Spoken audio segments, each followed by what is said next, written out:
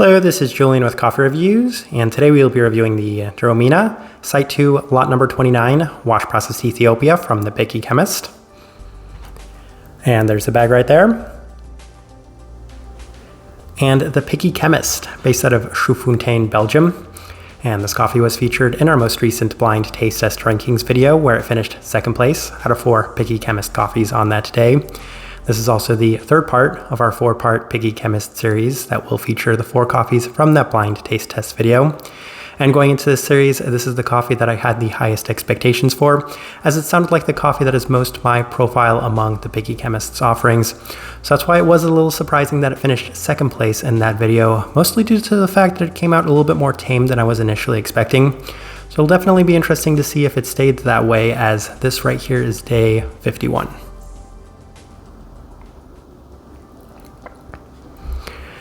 And recipe we went with for this coffee was the same as the previous coffee, which is a 16:1 water to coffee ratio, brewed at 99 degrees Celsius, about 210 degrees Fahrenheit. And I also like this one best through the V60, which indicates a more medium fine grind. But once again, I went a little bit more fine on this one as well. Now, roast profile for this coffee, it's also in line with the previous Picky Chemist coffee we had reviewed, as it's definitely on the lighter side by most standards and metrics. I could say that it's right about on par with that Kenyan coffee, and that is still a very light coffee, not maybe to the same extent as some extremely light coffees that we've reviewed on this channel, but still a fair bit lighter than a lot of the light coffees that we do review. Hopefully that gives you a good idea, but with that out of the way, let's go ahead and start discussing this coffee.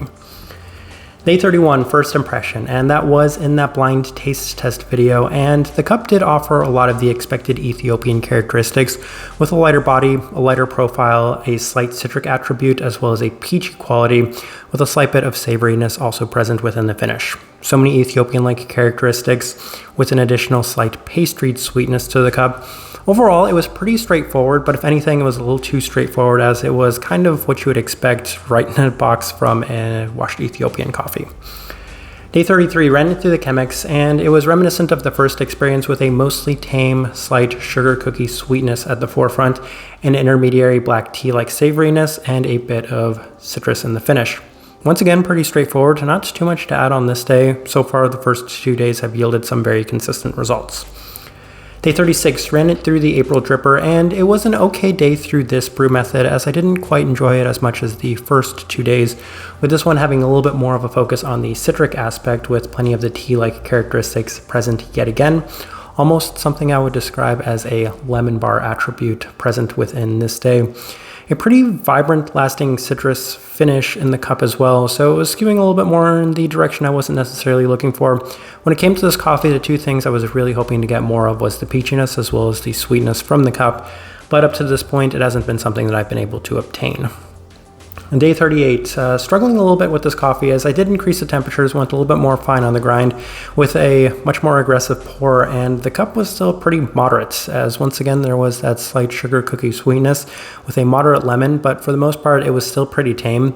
This was once again brewed with the Chemist, and so far I've noticed that the Chemist hasn't necessarily had the best results with this coffee roaster, as I feel like oftentimes it can be a little tricky to brew a lot of things with the Chemist when a coffee roaster is very light to begin with. Day 41, back through the V60 with the same adjustments and slightly more vibrancy. This is the most vibrancy I had experienced from this coffee to this point, as it's offering even more of a brightness to the cup to go with the moderate citric attributes as well as the savory aspects of the cup. It's still a little bit more on the tame side of things with that slight sugar cookie sweetness, but overall it was a little better with just a fair bit more vibrancy. Day 44, decided to stick through the V60, as it's the one that I was getting the best results from, and really pushing it seemed to open the cup up ever so slightly. It's something that I was doing with the Kenyan coffee we'd reviewed as well, as there was a little bit more of the sweetness to the cup as well, but the profile in general continued to remain a little bit more moderate, and this is a term I used a lot for that Kenyan coffee, very even. This coffee was just so even and also pretty consistent throughout, as there was more of that slight sugar cookie sweetness with a moderate bitterness, something I would describe as being akin to the citric aspect within this coffee. So still pretty consistent. We continue on to day 46, continued with the same things, just a little bit more aggressive of a pour, and even with these high intensity adjustments, the cup continues to just increased ever so slightly in terms of the overall vibrancy. It's still moderately lacking in terms of just the expected potency, sweetness you might be expecting from it. Very lemon forward, a quick but subtle finish with some delicate florals and some sugary aspects. So once again, a lot of expected Ethiopian characteristics to this one, but still kind of struggling to pull out more. And here we are on day 48, and I still have very little to add to the previous notes, as the cup has been extremely consistent, even with significant adjustments. So from the first time I brewed this coffee all the way until the end, even with the adjustments I made, it was very minor noticeable differences from the coffee. It continues to offer a slightly more citric forward cup with a complementary savoriness. The entirety continues to remain pretty tame and moderate, especially for the expectations I had for this coffee. All right, let's go ahead and put up the tasting wheel so you can see what we're getting. And we have 3 level 4s. So let's go through those real quick, and we'll start with the cleanliness level 4. Yes, one thing I do want to give the Picky Chemist credit for is that their coffees do tend to come out pretty clean. Even the more heavier processed coffees are on the cleaner side of things. This one's very clean. It didn't necessarily have an overly defined profile, but there wasn't anything that was kind of marring the overall experience to this cup. So I don't have too much to say on that. Fully expected washed Ethiopian coffee. You do expect it to get that level 4 mark. Florality, level 4. Yes, it's something I think I mentioned a little bit more as the notes progressed in this coffee. It wasn't maybe necessarily the first thing I noticed about the coffee, but given that the coffee was a little bit more tame and moderate to begin with, it was one of the things that stood out a little bit more while drinking the coffee, as while it was subtle, it became a little bit more pronounced throughout the entire time drinking it, because you were just able to notice it maybe a little better than some of the other attributes within this coffee. The other one, of course, being that citric component, which is something I had mentioned from the very first time I tried it all the way until the end.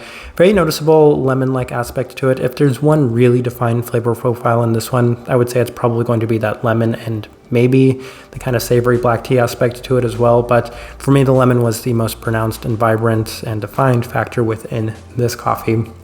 And then we'll go to those level 3s. And we will start on the other side of the tasting wheel. We'll start with the stone fruit, level 3. And yes, I did get a slight peachiness to this cup, and this could have been maybe the priming effect, but I think it was still on the lower side of the level 3. I experienced it from that first time, and it's so slight, given that the entire coffee is so slight to begin with. It's not something that was ever overly pronounced for me. When I was able to experience it, I couldn't help but feel that it was because I was thinking and trying to find the peachy aspect, as opposed to it being something that was very heavily pronounced within this coffee. So level 3 for the stone fruit, might be a little generous on that for me. Then the bitterness level 3, that's going to be the citric attribute that's present within this one. So that lemon that I'd kind of mentioned, slightly more bitter on that sense. Savoriness level 3, I said that that was the second most defined factor for me, was that black tea aspect. So definitely feel that that's there. Finish, level 3, that's an interesting one, and it's pretty rare that I actually do score many coffees lower than a level 4. This one did have a little bit of a quick finish, so it was kind of citric, kind of savory, but then for the most part it dissipated a little bit more quick than any of the other coffees we've reviewed from them, and by most standards, a lot of the coffees that we review, it was a little bit quicker of a finish than I was expecting. Sweetness, level 3.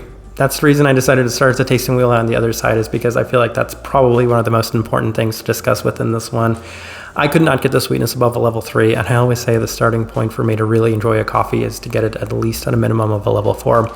This one really didn't have a whole lot of sweetness for me. What sweetness I was able to experience was a lot more subtle, and it was overpowered by some more defining aspects within this coffee. So that being at the level 3, it's going to be a little bit of a sticking point for me on this one. Interestingly enough, though, it was at equal measure of the acidity, because even with the adjustments, this coffee never really came out too bright. And it's something I mentioned with the Kenyan coffee, which wasn't quite as bright as I was expecting. I don't know if it's because I received these coffees at the day 30 mark going forward, or if maybe there was some issue during the travel, but I did expect these coffees to be a lot more vibrant and a lot more acidic and bright, but so far they haven't been to the extent that I was expecting. So that part's interesting, also being there at that level 3 mark. And then the last thing really worth discussing, I suppose, is the body at a level 2. So did have a lighter bodied cup to it in general, something you would probably be expecting for a washed Ethiopian coffee, even when brewed through the V60. But yeah, I honestly think that's probably the last thing worth discussing in this tasting wheel. I think it's a pretty good representation of what I was getting from this coffee.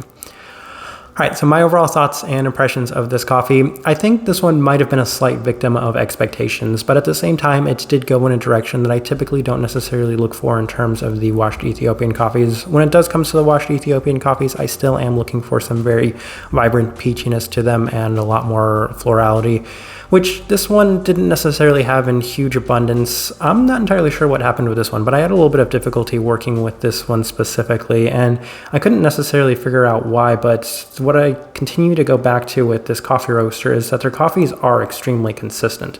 So no matter what I was doing, no matter what sort of adjustments I made, the coffee really didn't change that much. And that's been the same case with the Kenyan coffee, and it's been the same case with the Costa Rican coffee. So I have to give them credit for having very consistent and even coffees, but at the same time, when you're trying to maybe change the way that the coffee is turning out, it can make it a little bit more tricky, as even with the different brew methods, it really didn't seem to change that much. So I'm not entirely sure what else I could have done to maybe get a little bit more from this coffee, but this one felt maybe the trickiest to brew. And as a result, this one ended up being my third favorite from the original blind taste test. So that means that tomorrow's will be my favorite from this series. But the type of person I would suggest this coffee to is maybe somebody that does enjoy a slightly more moderate and tame citric-forward washed Ethiopian coffee, because this one still did offer wonderful clarity. And I don't want to take away the positives that were present within this one, because the clarity was nice. There was nothing that really marred this coffee in any sense. In addition to that, the subtle components that are present in it, it is nice. It's very kind of soft and tame in general, so it's nothing that's going to maybe overpower somebody that likes a little bit more delicacy to their cup in general. But I think that's kind of the best direction I can point somebody towards for this one, and the best way I can leave this review. If you by chance had an opportunity to try this coffee, I'd love to know your thoughts and impressions of it as well. If you're enjoying the content, give this video a like, subscribe if you're not already subscribed. But this right here has been a review of the Duromina, Site 2, lot number 29, wash processed Ethiopia from the Chemist. Thank you for watching.